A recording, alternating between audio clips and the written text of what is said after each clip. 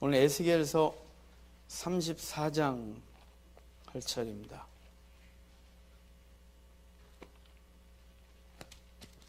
지난주에 33장까지 했어요.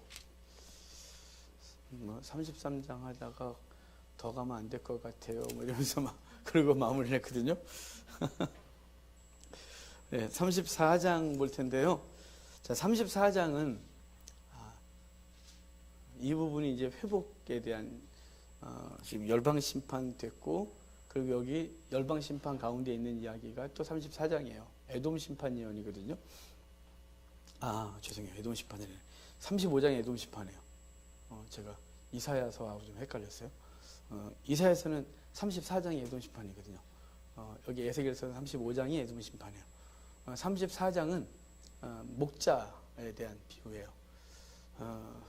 하나님은 지금 그 이스라엘이 지금 저렇게 망하고 고통을 당한 이유를 어디서 찾냐면 이스라엘의 지도자들이 목자로서 역할을 하지 않았다. 이것에 대해서 답답해하세요. 자, 34장 2절 좀 볼까요? 인자야, 너는 이스라엘 목자들에게 예언하라. 그들 곧 목자들에게 예언하여 이르기를 주 여호와께서 이같이 말씀하시되 자기만 먹는 이스라엘 목자들은 화 있을진저 목자들이 양떼를 먹이는 것이 마땅하지 아니하냐. 자기만 먹는데요. 양떼는 지금 먹든지 말든지 생각 안 하고 양떼를 통하여 자기가 무엇을 얻는 거에 관심이 있는 거예요. 그러니까 양떼에 관심을 둬야 되는데 그렇지 못한 거죠. 3절도 보면 너희가 살찐 양을 잡아 그 기름을 먹으며 그 털을 입되 양떼는 먹이지 않는다. 그러니까 양을 통하여 얻는 털, 가죽, 그 다음에 젖, 이걸 이제 원하는 거죠. 그리고 그것을 먹는 데만 관심이 있고 양의 복지는 생각을 안 하는 거예요. 양에 대해서. 이건 사실은 양을 위해서 그렇게 말한 걸까요? 아니죠. 이스라엘의 지도자들이 자기들이 백성들을 통하여 뜯어 먹는 것만 관심이 있을 뿐 백성들이 이렇게 행복해야 되는 거에 대해서는 관심이 없는 거예요.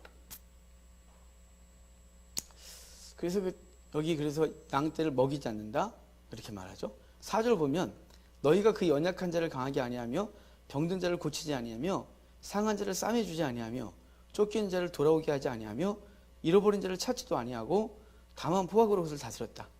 목자가 없으므로 그것들이 흩어져서 모든 들짐승의 밥이 됐다. 그래요. 여러분 희한하게 하나님이 창조하신 창조물 중 피조물들 중에는요, 피조물들이 다 자기를 지키는 본능들이 있거든요. 미물들도 다 있어요. 그런데 희한하게 양은 이상한 놈이 놈은 이 양은요 주인의 돌봄이 없으면 얘는 살 방법이 없는 애예요. 얘 공격 무기도 없어요. 혹시 양이 이빨로 누굴 물은 걸 보셨어요? 아니면 양이 뒷발로 누굴 찼다. 뭐 이런 얘기를 들어본 적이 없잖아요. 기껏해야 양이 머리를 받는 건데요. 그거는 수컷들끼리 암컷을 놓고 싸울 때 머리를 좀 받죠. 그런데 그 애는 양이 공격할 수 있는 게 없어요. 시력도 1m 앞을 못 봐요. 거기다 또 겁이 얼마나 많냐면, 얘는 겁이 정말 많아요. 얘는 이렇게 물을 건널 때 이렇게 앞에서 누군가가 용기 있게 건너주면 건너는데요. 먼저 건너는 걸 잘 못해요. 그래서 용기 있는 염소 애들이 염소가 겁이 없거든요. 섞어 키우는데 염소가 먼저 앞장서면 그때 따라가 얘가 괜찮은 거구나 이러고. 양은 진짜 겁이 많아요. 그 겁이 많아서 양들이 이렇게 뒹굴거리다가 이렇게 뒤집어지거든요. 다리가 짧아갖고 이렇게 벽을 부르다가 이렇게 딱 하면 이렇게 움푹 파인데 푹 빠져요. 그럼 팔다리가 팔은 없죠. 네 다리가 하늘을 향한 버둥거리잖아요. 그럼 그때부터 긴장을 해갖고 가스가 차서 여기가 다 혈액이 통이 이렇게 흐르질 않아요. 그리고 결국은 짐승한테 잡혀 죽든지 지 스스로 이렇게 혈액순환이 안 닿고 빵빵해져서 죽든지. 겁이 진짜 많아요. 그러니까 지금 여기 보면 양이 흩어졌대요. 높은 맷뿌리마다 이렇게 흩어졌는데, 그런데 양을 아무도 안 찾는데요. 그러면 그 양은 내어버려두면 스스로 살 방법이 없는 놈이라 그랬잖아요. 걔는 반드시 죽게 돼 있어요. 반드시. 걔는 살 방법이 없어요. 그래서 잃어버린 양을 찾아 주님이 찾아 나섰던 거죠. 목자는 선한 목자를 찾아 나서는 거예요. 얘는 그냥 있으면 살 수 없던 애니까. 얘는 스스로 뭐 집을 찾아온다거나 얘는 뭐 이런 능력이 없어요. 얘는 그냥 눈이 1m 앞이 분간이 안 되고 그냥 아무 생각이 없는 애라서 그 다음에 이제 무리를 잃어버리면 또 겁을 먹어서 감당을 못해요. 울기는 하고. 그러니 자기를 계속 노출시키는 거죠.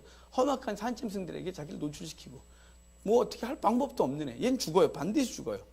그런데 그래서 여기 목자가 없으면 그것들이 흩어져서 모든 들짐승이 밥이 됐다 이러지 말하잖아요. 이스라엘 백성들이 양 같아서 스스로 어떻게 할 수가 없는데 지도자들이 잘 이끌어가야 되는데 그걸 안 한다는 거예요. 6절 봐요. 내 양떼가 모든 산과 높은 몇 부리마다 유리되었고 내 양떼가 온 주변에 흩어졌을 때 찾고 찾는 자가 없다. 찾고 찾는 자가 없다 이 말이에요. 예수님께서 당신 선한 목자라고 말씀하시고 선한 목자신 이유에 대해서 이렇게 말씀하셨어요.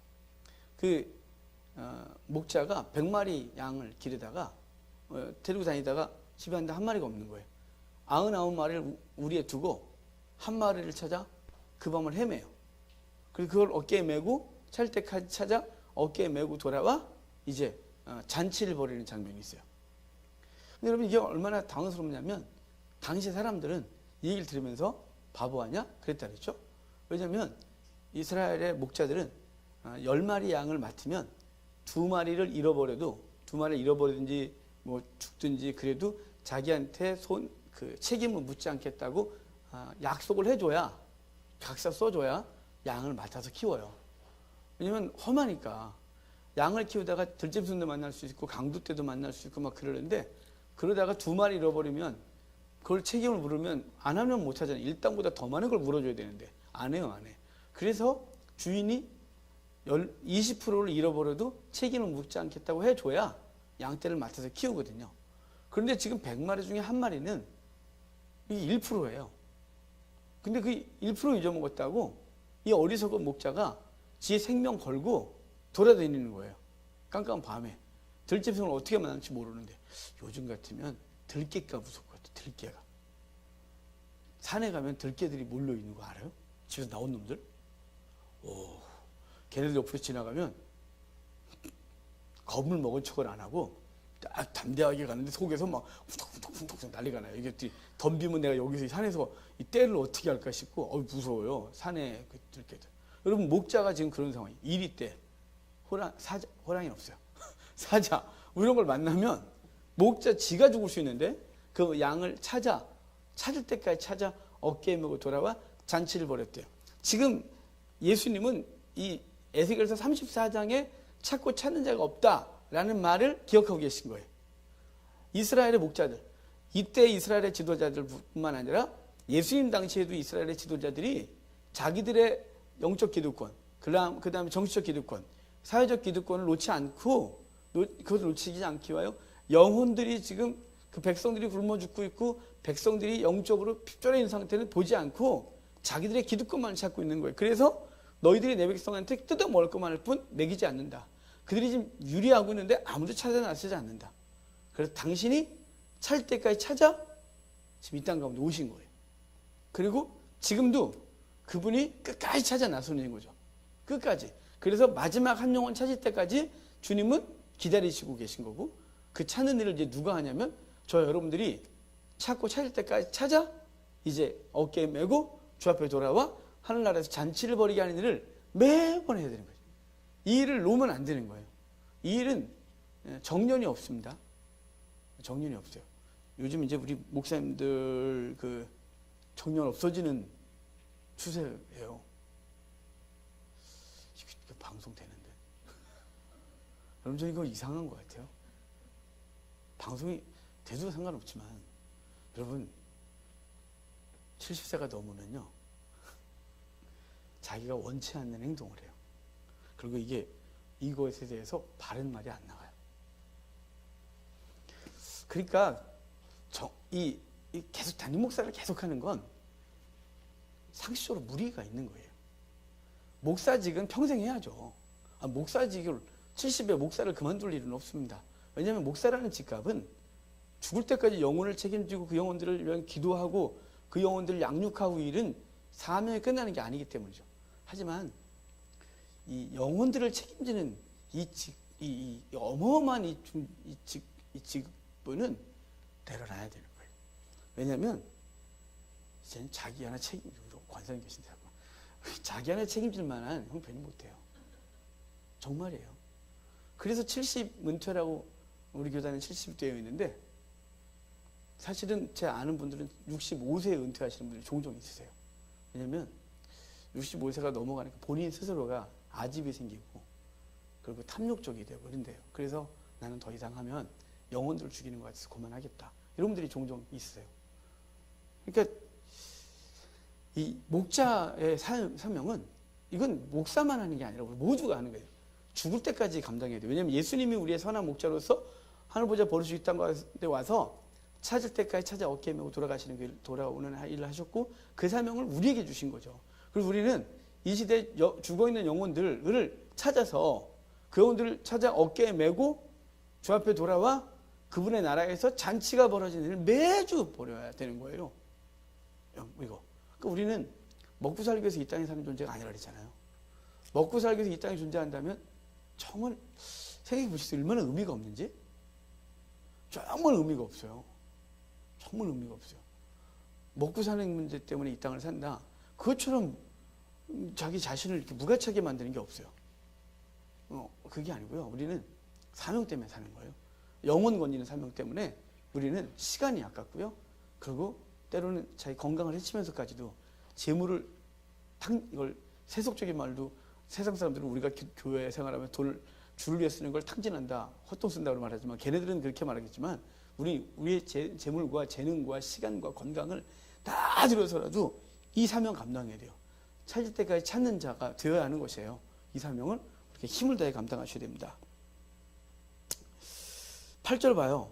이 34장은 되게 우리를 많이 책망하거든요.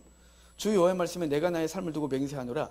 내 양떼가 노략거리가 되고 모든 들짐승의 밥이 된 것은 목자가 없기 때문이라. 내 목자들이 내 양을 찾지 아니하고 자기만 모이고 내 양떼를 먹이지 않는다. 그렇죠? 10절 봐요. 주 여호와께서 이같이 말씀하시되 내가 목자들을 대적하여 내 양떼를 그들의 손에서 찾으리니 목자들이 양을 먹이지 못할 뿐 아니라 그들이 다시는 자기도 먹이지 못할지라. 여러분 이건 어마어마한 심판이에요. 그 양떼를 돌보지 않는 목자를 주님이 대적하시겠대요.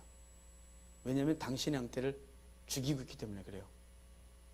여러분 이제 여기 우리 사역자가 계시지만 사역자들이 여러분 사역자는 이게 직업이 되면 안 돼요. 이거 직업이 되는 순간 그냥 두셔야 돼요. 그날로. 이걸 통해서 먹고 사는 일을 고민하면 그만하셔야 되는 거예요. 이거 심각한 거예요. 왜냐하면 양떼를 통하여 내가 그 양떼를 통해 뜯어 먹을 걸 고민하고 있다면 주님이 대적하실 거예요. 그 양떼를 주님이 우리에게 맡길 때는 그 양떼를 잘 돌보고 잘 먹이고 살찌우고 그 양이 그 울타리 안에서 행복하기를 원해서 양의 원주인이신 주님이 우리에게 맡긴 거예요. 우리 게 아니라. 그러니까 우리에게 한 영혼을 맡길 때마다 어마어마한 중압감을 느껴야 되는 거예요. 단순히 한 명 늘었다, 한 가정 더 뭐 등록했다, 우리가 이제 몇십 명에서 몇백 명, 몇천 명 됐다, 좋아할 게 아니고요. 그건 사실은 감사하지만 그건 단순히 좋아할 얘기가 아니에요. 왜 좋은 거냐면 사람들이 좋은 이유는 그 양떼들이 갖다 줄 재정이 좋은 거죠. 그리고 그들이 갖고 있을 그들이 숫자가 많아지면 목사가 거기서 사람들한테 더 영광스럽고 자기의 명예가 높아지고 이런 것 때문에 사실은 좋아할 문제가 아니고요. 감사하고 어마어마한 중압감을 당해야 돼요. 그 한 영혼을 담당할 때마다 정말 이 어깨가 무거워지는 느낌을 받으셔야 된단 말이에요. 즐거운 게 아니고 인간적인 즐거움으로 그것을 맡으면 안 되는 거예요. 왜냐하면 그 양떼가 죽으면 책임을 누구한테 물을 거냐면 목자한테 물을 거예요. 여러분 안 하겠어요? 여러분이 지금 강아지 주인이에요. 휴가 3박 4일 갔다 와야 돼요. 그래서 요새 강아지 호텔 있잖아요. 강아지 호텔에 맡겼어요. 3박 4일 갔다 왔는데 그 강아지가 죽었어요. 어떻게 하실래요? 가만히 있어요? 에이 죽을 수도 있어요. 아이고 뭐 마음 아프셨겠네. 괜찮아요? 이럴까요? 소송 걸걸요? 책임을 물을걸요? 그 개 값보다 몇 배의 값을 물으려고 그러고 그거 안 하면 난리가 날걸요? 여러분, 개보다 더 중요한 영혼을 우리에게 맡기셨어요. 근데 그 영혼이 죽어가고 굶주리고 핍절해 가는데 그걸 하나님 보고 계세요? 아니죠. 하나님이 그 목자와 대적하는 거죠. 이거 책임 분명히 져야 되는 거예요. 그래서 우리는 사역을 하는 저와 여러분들은, 여기 사역자들은 하나님 앞에서 이 어마어마한 책임감 갖고 영혼을 맡는 거예요. 그 영혼을 어깨에 메고 그 영혼들의 삶을 철저히 책임져야 되는 거예요. 영혼이 아프면 그 영혼보다 더 아파야 되는 거예요. 영혼이 배가 고프면 그 영혼보다 더 배가 고파야 되는 거예요. 그 영혼이 지금 힘들어하면 더 힘들어야 되고, 그 영혼이 행복하면 그 영혼이 행복한 것 때문에 내가 행복해야 되는 거예요. 여기 지금 여기서 내가 너무 많이 가는데 답답해서 그래요. 왜냐면 하나님이 이 시대를 우리를 보면 양떼가 죽는데 책임지는 목자가 없는 것 같고, 오직 양떼가 우리의 생계의 도구가 되어 있는 이 슬픈 현실이 하나님 보시기에는 우리 한국교회를 더 이상 두고 볼 수가 없어요. 답답한 거죠. 자, 12절 봐요. 목자가 양 가운데서 있는 날에 양이 흩어졌으면 그 때를 찾는 것 같이 내가 내 양을 찾아서 흐리고 캄캄한 날에 그 흩어진 모든 곳에서 그들을 건져낼지라. 내가 그것들을 만민 가운데서 끌어내며 여러 백성 가운데 모아 그 본토로 데리고 가서 이스라엘 산 위에와 시냇가와 그 땅 모든 거주지에서 먹이겠대요. 주님이 목자들을 패하겠다는 거예요. 패하겠다는 거예요. 다시는 내 양을 못 먹이게 해요. 우리 할인교회가 초기에 개척하면서 막 성장해서 그랬잖아요. 저는 양떼를 책임질 준비가 안 돼 있던 목사였어요. 그래서 엄청난 아픔을 우리가 겪었죠. 교회가 분열되고, 그리고 건축하다 퍼지고, 그럴 때 그때 왜 그런지를 잘 몰랐어요. 그런데 제가 철이 들고 나니까 말씀을 통해서 저를 하나님이 가르치시는데, 아, 내가 양떼를 맡을 만한 그릇이 안 됐었구나 라는 거죠. 그래서 하나님은 저를 치셨던 거예요. 성도 친 거 아니고요, 저를. 양떼는 흩어져서 세상으로 나가진 않았고 다행히 다 이웃교회들로 갔어요. 그 양떼를 책임지는 목사님들에게로. 저는 그럴 준비가 안 됐던 거죠. 그러니까 하나님이 당신의 양떼를 아무한테나 안 맡겨요. 그러니까 책임질 양의 목자에게 맡기는데요, 그분께서 우리가 안 하면 다 패하겠대요. 그 양을 이끌지 못하도록. 여러분, 모세가 반석을 2번 쳤을 때 주님께서 모세에게 한 말씀이 뭔지 알아요? 우리 얼마 안 됐는데, 너는 가나안 땅에 못 들어가가 안 해요. 너는 내 백성을 더 이상 이끌지 못하리라 해. 내 백성을 더 이상 이끌지 못하리라.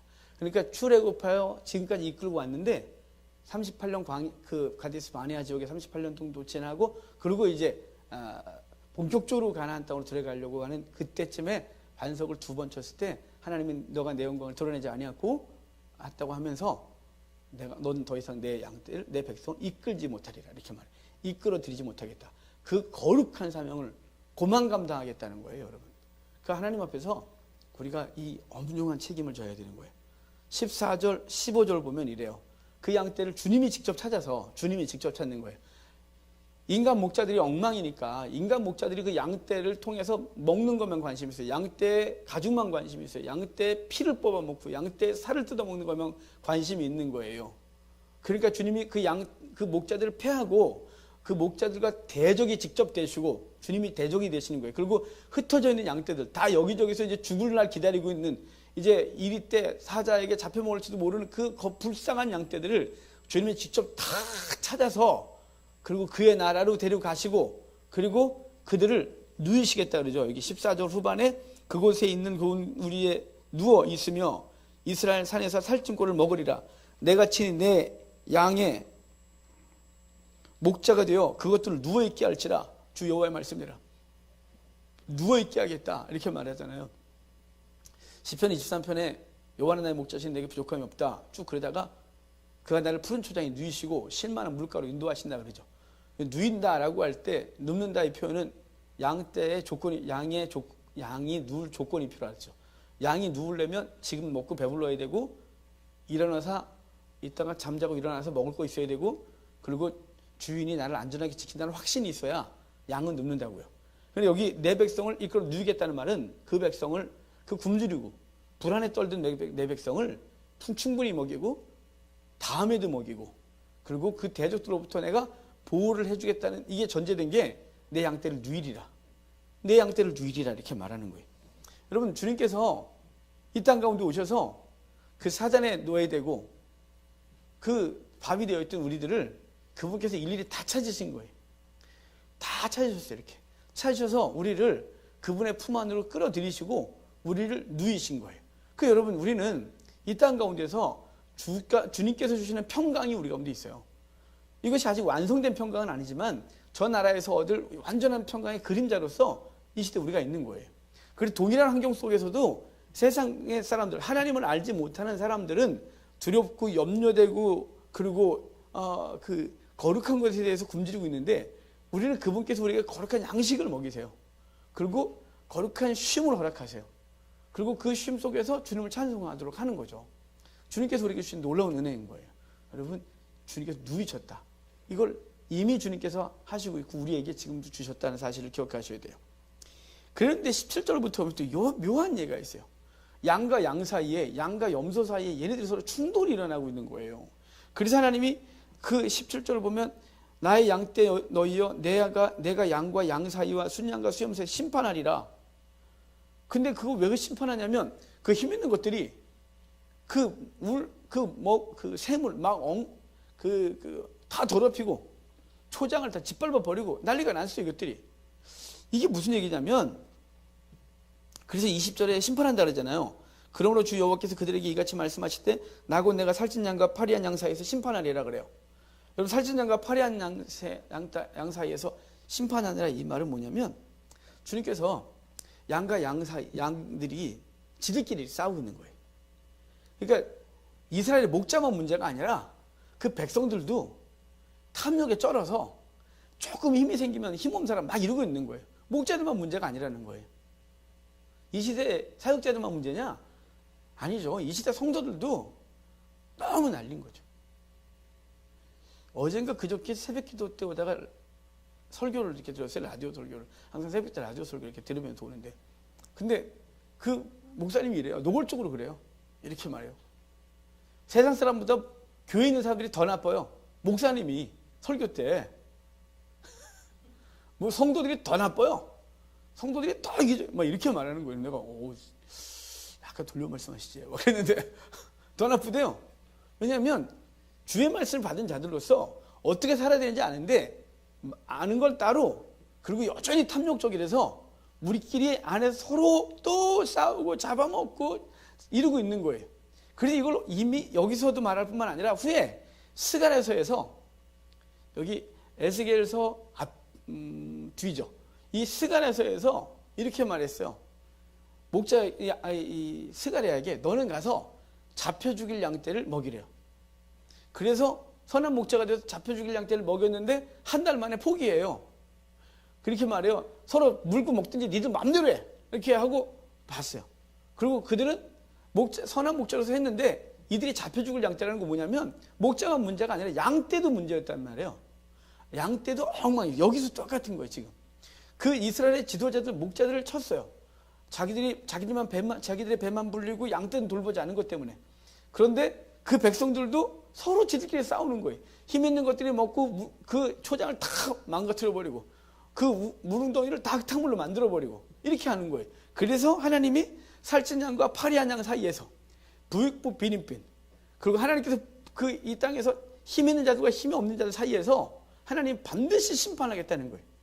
여러분, 하나님께서 우리에게 주신 이 땅에서의 수많은 복들은 먹고 누리라고 준 게 아니라고 분명히 말씀하셨어요. 먹고 누리고 깔고 앉아갖고 그걸 누리고 있는 게 아니에요. 주신 것은 반드시 하나님의 나라를 위해서 쓰라고 주신 거예요. 목적이 그거예요. 목적이. 근데 이 목적을 잘못 알면 누리는 복 이래갖고 서로 사기치는 거예요. 그럼 누리는 복이 뭐예요? 여러분, 이것처럼 세속적인 말이 교회 안에 들어있는 게 또 없어요. 누리는 복이래요. 누리는 복이라니까 또 이제 하나님께서 우리에게 주신 거 다 누리라는 거죠. 이 땅의 이 즐거움도 누리고 맛있는 것도 먹고 다니고 이러고 돌아다니는 거예요. 이 즐거운 세상을 마음껏 누리고 하나님 그게 복이다. 우리에게 주신 복이다 이렇게 말하는 거예요. 그럴까요? 그게 하나님께 주신 누리는 복일까요? 누리는 복은요, 하나님께 주신 영적인 은혜를 누리는 거예요. 그래서 그 영적인 은혜를 누리는 건 뭐냐면 그 사랑을 누리는 거예요. 섬김을 누리는 거예요. 봉사를 누리는 거예요. 헌신을 누리는 거예요. 그 속에서 준 놀라운 즐거움들을 누리는 건데 그걸 모르니까 이 땅 가운데 썩을 걸 누리는 걸 누리는 복 그래갖고 옆에 굶어 죽는데 니는 알아서 하고 요만큼 띄워주고 자기는 마음껏 누리고 마음껏 누리는 거예요. 여러분 우리는 하나님 앞에서 주신 것들을 우리가 사용하고 이럴 때 우리는 자기만 누리는 게 아니라 주변에 하나님께서 원하시는 일들에 대하여 내가 무엇을 할까 고민하면서 살아가는 거예요. 그 즐거움을 누리는 거예요. 봉사의 즐거움, 헌신의 즐거움, 섬김의 즐거움, 나눔의 즐거움. 이걸 통해서 그리스도가 드러나는 즐거움, 이 영적 즐거움을 누려야 되는데 이걸 모르니까 세속적인 걸 누리는 복 이래갖고 사기를 치고 사기를 당하는 세대를 살아가고 있는 거예요. 여러분 주님은 누리는 복을 못 누리는 바보예요? 그러지 않아요? 머리들 꽂혀서 없었대요? 여러분 같으면 죄송해요. 여러분 같은 게 아니에요. 우리 같으면 만약에 그 세속적 복을 누리는 거라면 예수님의 권능으로 어마어마한 걸 누리지 않았을까요? 여러분 병 고치고 죽은 자 살려내고 기적을 행하면 어마어마한 것들을 갖고 오지 않았을까요? 그리고 그 권세를 누리면서 세상 권세를 누리다 가셔야죠. 근데 주님은 그것을 다 폐하시고 머리들 꽂혀차 없으셨어요.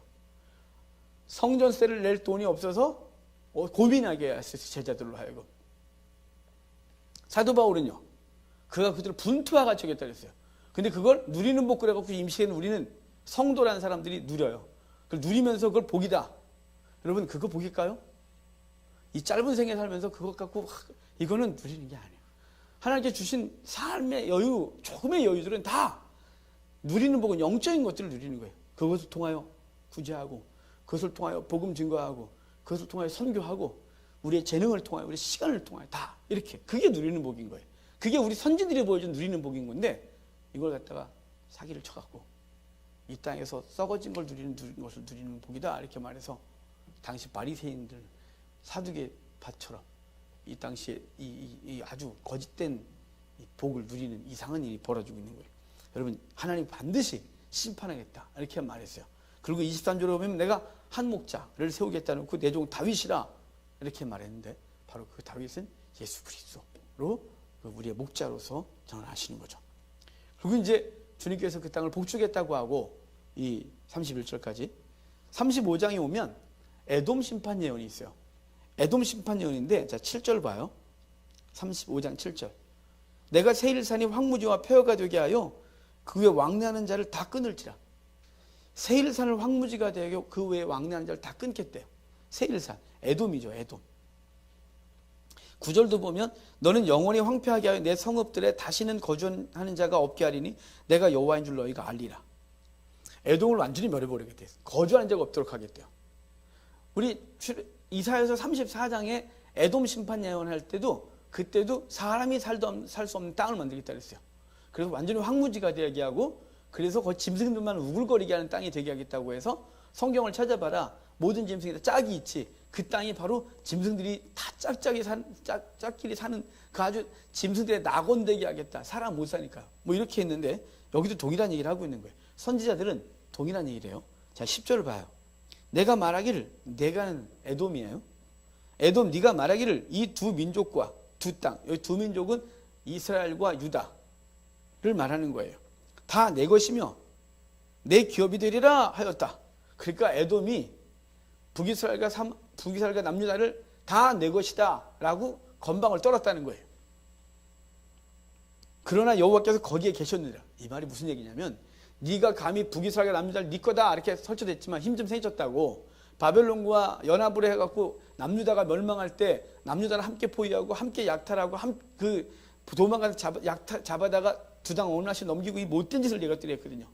그러니까 이것들이 하면서 하는 말이 뭐냐면 이제 우리가 이 땅을 다 지배한다 이렇게 말하고 있는 거예요. 근데 거기다 이렇게 말해. 그러나 내가 거기 있다는 거예요. 그러나 여호와께서 거기 계셨느니라. 네가 감히 여호와께서 계신 그 땅을 네가 먹겠다고 건방을 떨고 있다 이렇게 말하는 거예요. 여러분 주의 백성은 절대로 망하지 않아요. 여기 망하지 않다니까 하는 사업 안 망해. 뭐 내가 지금 먹고 살던 게 안 망해. 이런 게 아니고요. 그 영혼이 망하지 않아요. 영혼이. 삶은 무너져도 영혼은 안 망해요. 삶이 무너지는 건 하나님이 훈련시키기 위함이에요. 이스라엘 백성이 바벨론에게 심판을 받고 포로로 끌려갔잖아요. 근데 그것은 끝이 아니라 하나님은 바벨론의 정책을 따라서 예루살렘을 재건하지 못하도록 해요. 그 70년 만에 돌아가서 예루살렘을 재건할 수 있는 기회를 주시는 거예요. 그 땅을 보존해 놓고 계셨어요. 아무도 못 건들게. 출애굽한 이스라엘 백성을 60만 3천 명이 넘는 그 백성들을 광야에서 40년 동안 다 죽였어요. 그럼 끝났냐? 신세대 인구조사에서 60만 1,000명이 넘어요. 그래서 2,000명 정도의 차이가 나지만 60만 명을 보존해 주세요. 하나님은 당신의 백성을 절대로 멸하지 않으세요. 훈련시키는 거죠. 그리고 하나님의 백성으로 정금같이 나오게 하는 거예요. 근데 에돔 애들은 모르고 지들이 잘난 줄 알았어요. 하나님 말하는 거예요. 나 거기 있다. 감히 네가 나를 먹겠다는 거니? 아니지, 내가 그 백성을 보존하는 거지. 이렇게 말해주는 거예요. 12절도 봅시다. 내가 이스라엘 산들을 가리켜 말하기를 저 산들이 황폐하였으므로 우리에게 넘겨주어서 삼키게 되었다 하여 욕하는 모든 말을 나 여호와가 들은 줄을 내가 알리라. 그러니까 이스라엘 우리가 다 먹는다. 이걸 주님께 욕으로 듣는다. 이렇게 말하는 거예요. 감히 네가 내 백성을 먹는다는 이 소리를 한단 말이냐? 나한테 욕을 하는구나 네가. 그렇죠. 왜냐하면 내 백성은 내가 지키는데 내 백성을 못 지키게 되는 그 욕을 너희가 한다 이 말이죠. 15절 이스라엘 족속의 기업이 황폐함으로 내가 즐거워하는 것 같이 내가 너를 황폐하게 하리라. 세일사나 너와 에돔 온 땅이 황폐하리니 내가 여호와인 줄 무리가 알리라 하셨다. 그러니까 내 백성이 망한 걸 좋아했지 네가, 이렇게 말하는 거죠. 아하 좋다, 네가 이 짓 했지, 이렇게 말하는 거예요. 근데 네가 그 좋아한 것처럼 내가 니네 성읍을 그렇게 해줄 거야. 똑같이 만들어준다. 그래서 나중에 에돔 완전히 망가져요. 나중에 에돔 족속이라는 자체가 사라져버려요. 역사 속에서 하나님이 심판하는 거죠. 36장은 이스라엘의 회복에 대한 얘기래요. 자, 8절 봅시다. 그러나 너희 이스라엘 산들아 너희는 가지를 내고 내 백성 이스라엘과 열매를 맺으리니 그들이 올 때가 가까이 이르렀음이라. 내가 돌이켜 너희와 함께 하리니 사람이 너희를 갈고 심을 것이며 내가 또 사람을 너희 위에 많게 하리니 이들은 이스라엘 온 족속이라. 그들은 성읍들에 거주하게 하며 빈 땅에 건축하리라. 그러니까 하나님께서 이스라엘을 회복하겠다는 거예요. 14절 15절 볼게요. 내가 다시는 사람을 삼키지 아니하며 다시는 내 나라 백성을 제거하지 아니하리라. 주 여호와의 말씀이니라. 내가 또 너를 여러 나라의 수치를 듣지 아니하게 하며 만민의 비방을 다시 받지 않게 하며 내 나라 백성을 다시 넘어뜨리지 아니하게 하리라. 주 여호와의 말씀이니라. 그러니까 내 백성을 다시는 이 고통 가운데 있게 하고 사람들의 비방거리가 되지 않도록 내가 회복시키겠다 얘기를 해주는 거예요. 26절 봐요. 또 새 영을 너희 속에 두고 새 마음을 너희에게 주되 너희 육신에서 굳은 마음을 제거하고 부드러운 마음을 줄 것이며 또 내 영을 너희 속에 두어 너희로 내 율례를 행하게 하리니 너희가 내 규례를 지켜 행할지니라. 그러니까 이 새 영을 심령을 그들에게 주어서 하겠대요. 그러니까 하나님께서 그 백성을 회복시키는데 그들이 잘나서가 아니라 하나님이 은혜를 주시는 거예요. 선지서에서 다 그렇게 얘기했잖아요. 내가 그들을 은혜를 주어서 그들을 내 백성 되게 하여 그들을 돌아오게 하고 심고 뽑히지 않게 하겠다. 이런 얘기들을 예레미야서도 했었고 여기 에스겔도 하고 있고 선지서들이 그 얘기를 계속하고 있는 거예요. 이사야서도 그렇고 하나님께서 은혜를 주시는 거죠. 그러니까 저와 여러분들이 천국 백성 되어지고 이 땅에서 하나님의 백성으로 살아가는 이 은혜는 우리의 능력으로 된 게 아니라 하나님의 그 마음을 주셨기 때문에 지금 이 자리에 앉아 있는 거예요. 그 놀라운 은혜. 그러니까 우린 잘났다고 말할 게 없어요. 37절 아주 중요한 얘기예요. 3637. 자, 3637 볼게요. 주 여호와께서 이같이 말씀하셨다. 그래도 이스라엘 족속이 이같이 자기들에게 이루어주기를 내게 구하여 할지라. 내가 그들의 수를 양떼같이 많아지게 하되 그러죠. 그러니까 하나님이 회복시켜주겠다고 약속을 했어요. 그럼 회복시켜주시면 되겠죠. 근데 하나님 이렇게 말해요. 그래도 기도해라 라고 하는 거예요. 그래도 기도하래요. 그래서 그 기도를 통해 내가 일하겠다고 하는 거예요. 여러분 하나님 앞에서 기도를 통해서 얻으셔야 돼요. 기도를 통해서 하나님의 나라를 세워가는 거예요. 하나님은 나를 통해서 일하시겠지 뭐. 나를 통해서 큰일 이루시길 바래요. 자기는 아무것도 안 하면서. 근데 하나님 앞에 기도해야죠. 그리고 훈련 받아야죠. 그러니까 하나님께서 이스라엘이 지금 이 육적 회복을 얘기할 때 내가 널 회복시키겠다. 그럼에도 불구하고 너희는 기도해라 이렇게 말하는 거예요. 여러분들이 기도를 쉬지 말아야 돼요. 기도를 통해 하나님 일하시거든요. 여러분 기도를 포기하지 말고 기도하셔야 돼요. 하나님이 일을 하실 거니까 여기 내가 준다고 했지만 그런 너희는 구해야 할지라 이렇게 말해줬습니다. 37장 우리가 잘 아는 얘기예요. 37장은 마른 뼈 환상이죠. 하나님은 에스겔을 에스골 골짜기로 데려가요. 뼈대기가 있어요. 저기 살겠냐? 저 어떻게 살아요? 저기 살겠냐? 제가 어떻게 알아요? 그러잖아요. 명예 뭐 붙으라고. 명했어요. 뼈대기가 막 푹 붙어요. 이상했겠죠? 완전히 살이 막 붙어요. 그들이 살만 붙었지 생기가 없어요. 저들이 살겠냐? 하나님께서 생기를 불어넣으래요. 그래서 생기를 불어넣었어요. 대원했어요. 그랬더니 그가 큰 군대가 되었다 이렇게 말해요. 그럼 이 장면은 에스겔에게 환상으로 보여주는 거예요. 이거. 에스겔은 지금 현재 어떤 상황이냐면 나라가 망했어요. 예루살렘 성전 무너졌어요. 그리고 남은 자가 하나도 없어요. 거기 다 포로로 끌려와서 여기 노예 생활해요. 소망이 없어요. 마른 뼈 같아요. 이제 뼈대가 소망이 없는데 소망이 없어 낙담하고 있을 때 하나님 말하는 거예요. 그 낙담한 이스라엘 백성들 얘네가 다시 큰 군대가 될 수 있을까? 이거 지금 포로 노예 상태로 있는데 얘네들이 나라가 될 수 있을까? 여러분 이걸 어떻게 될 수 있다고 말하겠어요? 소망이 없다 이 말이죠. 근데 하나님이 말하시면 하나님 명령하시고 그분이 생기를 불어넣으시면 큰 군대가 될 수 있다는 소망을 허락하시는 거예요. 그러면 저는 우리 한국교회가 다시 살아날 소망이 있다고 좀 믿어요. 비록 마른 막대기 같아졌고 그리고 여기저기서 욕을 먹고 있고 여기저기서 소망 없다는 얘기를 하지만 아직 있어요. 아직. 왜냐면 하나님 앞에 선 사람들이 여기저기서 만나보면 하나님이 원하시는 사역과 그 마음을 갖고 이 민족교회를 향하여 울고 기도하고 힘을 다하는 사람들이 있어요. 하나님 앞에 소망이 있어요. 예전엔 네 잘났다 이렇게 하지 마십시오. 예전에는 다 망가진 줄 알았어요. 근데 여기저기서 말씀을 전하다 보면 그런 사람들이 이렇게 있어요. 너무 감사해요. 그들은 이렇게 엄청나게 오랫동안 만난 사람들 같아요. 그래서 그분들하고 교제하고 그리고 그들과 함께 마음을 나누고 꿈을 꾸고 힘들지만 현실은 너무 팍팍하고 뭔가 해도 변화되는 것 같지 않고 도리어 계속해서 이렇게 페달을 밟는데도 뒤로 뺏가는 것 같은 느낌이 있는 거죠. 자전거는 페달을 밟으면 제가 뒤로 가진 않지만 오리배가 강물이 셀 때 하면 아무리 밟아도 뒤로 가요. 이렇게 물살이 센도 아무리 이래도 뒤로 계속 가죠. 이런 것 같아요. 우리가 지금 막 열심히 달려도 그렇지만 언젠간 하나님께서 페달 밟는 걸 저 혼자 밟고 또 누군가 같이 밟아주고 또 안고 하다 보면 이제 추진력이 생겨 거꾸로 올라가서 다시 하나님께서 우리 한국교회를 다시 거룩하게 하고 사용할 줄 믿어요. 큰 군대가 되게 할 줄 믿어요. 우리 한국교회가 우리 선진들이 큰 군대로 만들어 놨었는데 우리가 세속화되면서 다 뼈대가 됐어요. 하지만 하나님이 우리를 통하여 다시 일하실 줄 믿어요.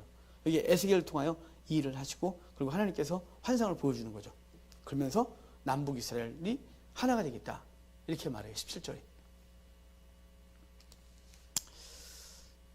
자 이렇게 해놓고 이 38장 39장은 곡과 마곡에 대한 심판이었는데요.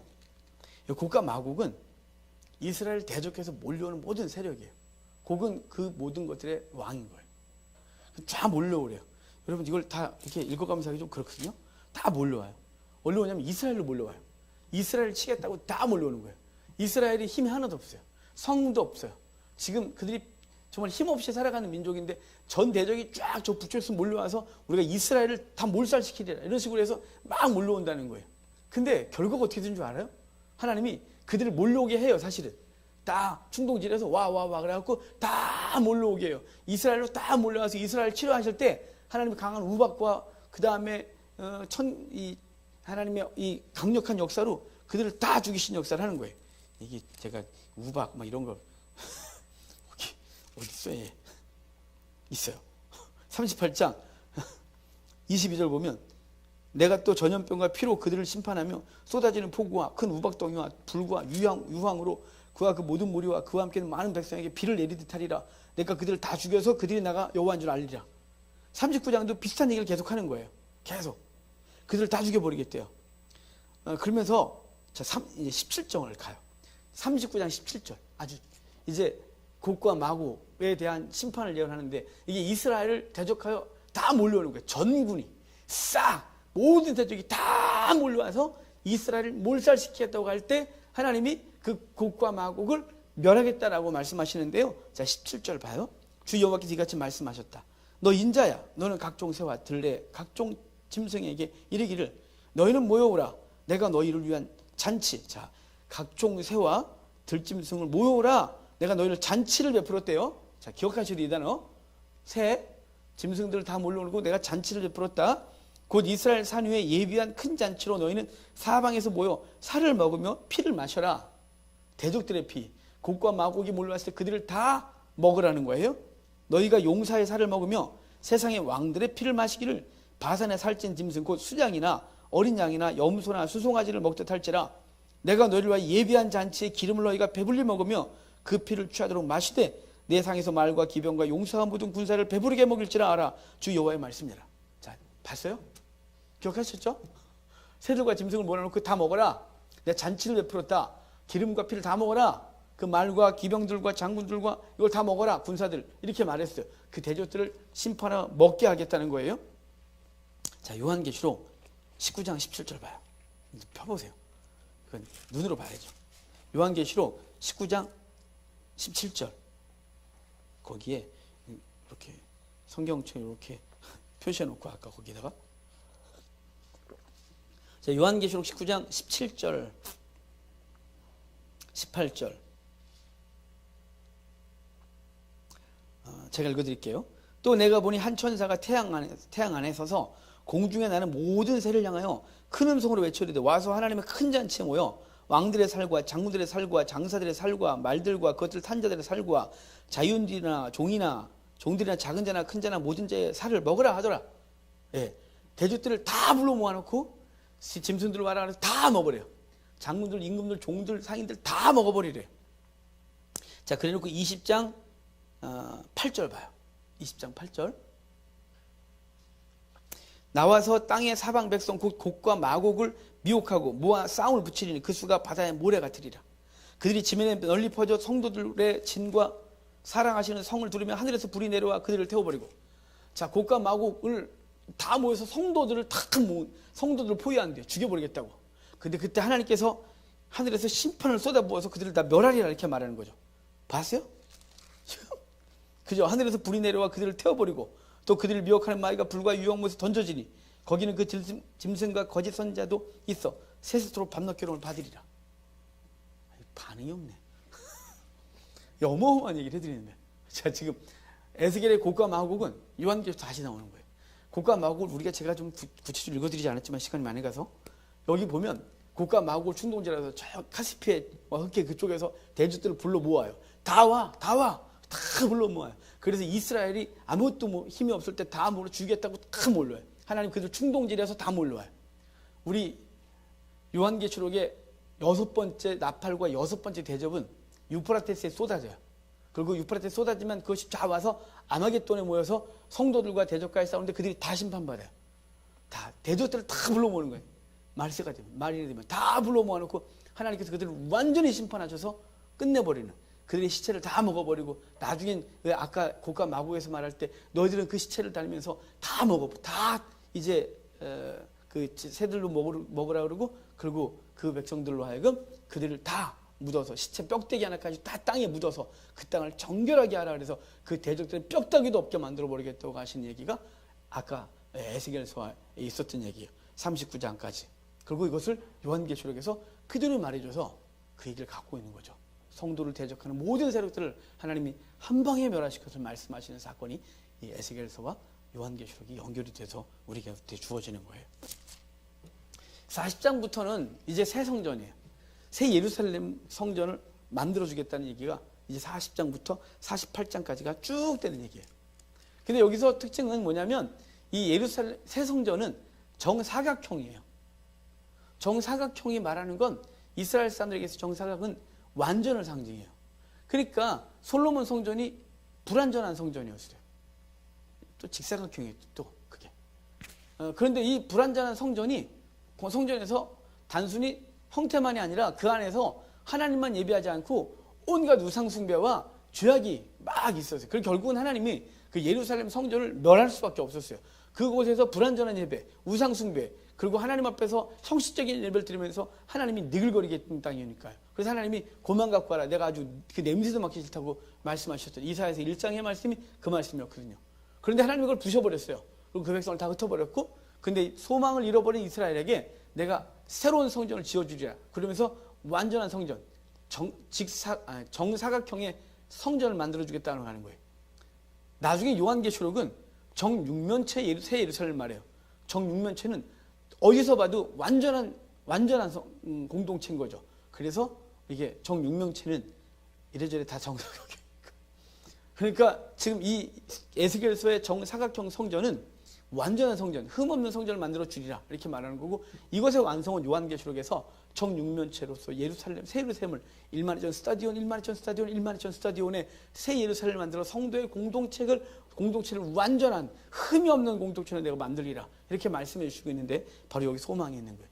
그리고 47장에 새 성전 완성을 쭉 얘기를 하다가 끝부분에 가서 그 새 성전이 완성되면 그 강단에서, 그 제단에서 물이 흘러 발목에, 무릎에, 허리에, 그래서 헤엄쳐 건너야 될 땅이 되는데, 그 물이 어디까지냐면 사해까지 흘러 사해에 물고기가 살겠다 그래요. 생명이 살겠다는 거죠. 근데 물이 흐르는 곳마다, 물이 닿는 곳마다 생명이 산대요. 근데 물이 닿는 곳마다 생명이 사는데, 물이 안 닿고 옆에 있는 그 땅은 여전히 진벌에 갯벌에 이렇게 말하는 거예요. 그러니까 물이 흐르는데 옆에 있다고 해서 살아나는 게 아니라 물에 닿아야 사는 거예요. 물에 닿아. 은혜의 강수는 옆에서 구경한다고 사는 게 아니에요. 우리 엄마 신앙생활 잘하니까 내가 구원받을 때 택도 없는 소리인 거예요. 그가 직접 주님과 만나는 거예요. 모든 영혼이 그 생수를 마셔야 되는 거예요. 우리 조상이 마셨다? 아닌 거예요. 우리 어른들이 많이 마셨다? 아닌 거예요. 우리 한국교회 어른들이 마셨으니까 우리도 충분히 아니. 각각이 은혜의 생수를 먹지 아니하면 생명을 살지 못해요. 여전히 진벌에 갯벌인 거예요. 그리고 그 물이 닿는 곳마다 나무가 살고 식물이 살고 물고기가 살 것을 말씀해 주시고 있는 것인데, 이 앞으로 이제 에스겔을 시작으로 해서 그 뒤에 선지서들이 바로 그 예루살렘에서 물이 흐를 것을, 그 물이 흘러 생명을 살릴 걸 계속해서 얘기해 주고, 후에 예수 그리스도가 예루살렘에서 죽으심으로 그분이 생수의 근원되죠.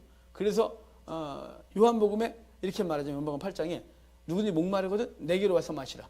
그러면 그 배에서 생수의 강이 흘러 넘치리라 라고 말씀하셔서, 당신이 생수의 근원이다 라고 말씀하셨고, 그분을 통해 흐르는 생수가 우리를 살릴 걸 말하는 거예요. 그리고 그 생수는 요한계시록에서 그 바다 곁에서 찬송하는 성도들로 그 생명이 흐르는 그 강에서 언과 가실이 맺혀지는 이야기로 연결돼서 완성이 될 거예요. 48장 맨 마지막 절이 에스겔서의 결론이에요. 48장 맨 마지막 절을 보면 이러죠. 그 사방의 합계는 18,000척이라. 합계는 18,000원이에요. 18,000척이에요. 18,000원. 이렇게 발음이 헛갈리죠. 18,000척이라. 그날 후로는 그 성읍의 이름을 여호와 삼마라리라. 여호와 삼마, 이 뜻이 뭐냐면 여호와께서 거기 계시다 이런 뜻이에요. 여호와께서 거기 계시다 이 말이 왜 나왔냐면, 에스겔에서 쫙 펴가 보면 이러죠. 하나님께서 에스겔에게 소명을 주고 막 활동하게 한 후에 에스겔이 느낌이 없으니까 에스겔의 환상 중에 확 끄집어다가 예루살렘 상공에서 보여주고, 그때 예루살렘을 딱 보니까 성전에 하나님의 영광도 거기 있었고 하나님을 질투케 하는 우상도 함께 있었다 그랬어요. 하나님께서 가지한 걸 다 보이신 이후에 그 하나님의 영광이 성전에서 떠올라서 그룹 위로 올라왔어요. 그러니까 성전에서 하나님의 영광이 사라졌어요. 그리고 하나님께서 심판을 명하시죠. 그래서 예루살렘을 담당한 천사들이 나와 다 죽이는 일이 벌어졌어요. 그리고 끝났는데 이제 하나님이 회복을 얘기할 때 거기 계시다 하리라 이렇게 말하는 거예요. 여호와 삼마라리라. 그러니까 하나님께서 다시 회복시켜줄 때 여호와 삼마라리라. 그래서 당신이 떠났다가 다시 그분이 임하심으로 회복되는 은혜가 있는 거예요. 여러분, 우리는 창조할 때 그분의 영이 우리와 함께 했었어요. 근데 범죄함으로 그분의 영이 떠나고 단절되음으로 죽었죠. 그런데 예수 그리스도가 우리를 죽어주심으로 성령께서 다시 우리 가운데 좌정하여 계시고 영원히 떠나지 않았어요. 그래서 우리의 심령을 여호와 삼마, 여호와 삼마, 여호와 삼마 이렇게 말하는 거예요. 우리 심령이 여호와 삼마고 우리 공동체가 여호와 삼마가 된 거예요. 여호와께서 거기 계시다리라 이렇게 말해서 성도는 이렇게 망하지 않습니다. 사업은 망할 수 있습니다. 건강도 무너질 수 있습니다. 관계도 깨질 수 있습니다. 그리고 왕따도 당할 수 있고 믿음 지키다가 세상 사람들한테 욕도 먹을 수 있습니다. 하지만 구원은 취소되지 않습니다. 그분이 우리 가운데 거하시고 영원히 떠나지 않으신 여호와 삼마라리라, 이게 성취가 됐어요. 바로 예수님의 죽으심과 성령님의 강력한 임재로 이것이 성취가 됐습니다. 여러분, 우리 에스겔서 이렇게 맞춰졌는데요. 여러분, 우리가 벌써 이사야서, 예레미야서, 에스겔서 오랫동안 봤어요. 계속해서 죄악을 심판하고, 그리고 하나님께서 심판을 얘기할 땐, 사실은 심판을 얘기할 땐 심판하겠다는 게 아니에요. 심판을 얘기할 땐 돌아와라 이거지. 때리고 싶은 분 뭐 있어요? 그만해라. 맞는다. 진짜 때리려고요? 아니요, 안 때리겠다는 뜻이에요. 그래서 제발 좀 하지 마라 이 뜻이죠. 근데 계속하면 어쩔 수 없어요 또. 왜냐면 그 아이를 제대로 양육해야 하는 게 있어요. 그래서 채찍을 들어요.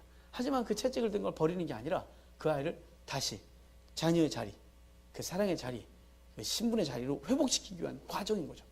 망하지 않아요. 하나님께서 우리 한국교회를 향하여 여호와 산말하리라 다시 말씀해 주시기를 간절히 바라요. 그래서 요즘 사역자들하고 이렇게 만나서 얘기를 하다 보면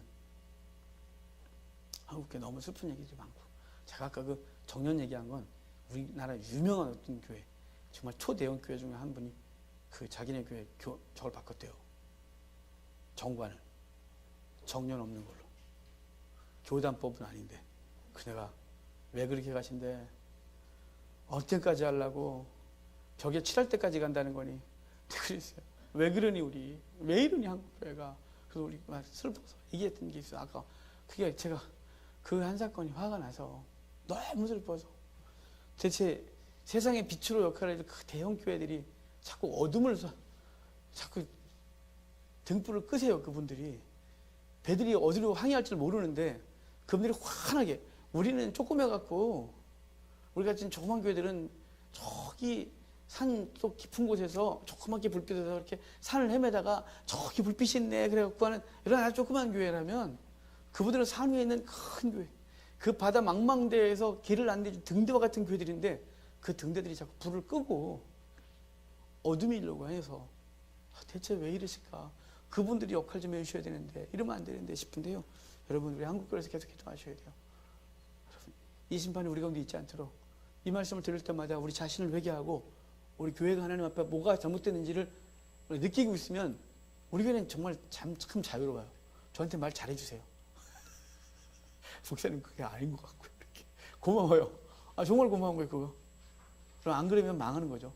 한국교회가 다시 하나님 앞에서 정결해지고, 그리고 죄에서 돌이켜서 이 지금 이사야, 예레미야, 에스겔을 통하여 봤던 심판이 우리 가운데 있지 않도록 한국교회를 다시 사용해 주시기를 바라는 우리가 되길 바라요.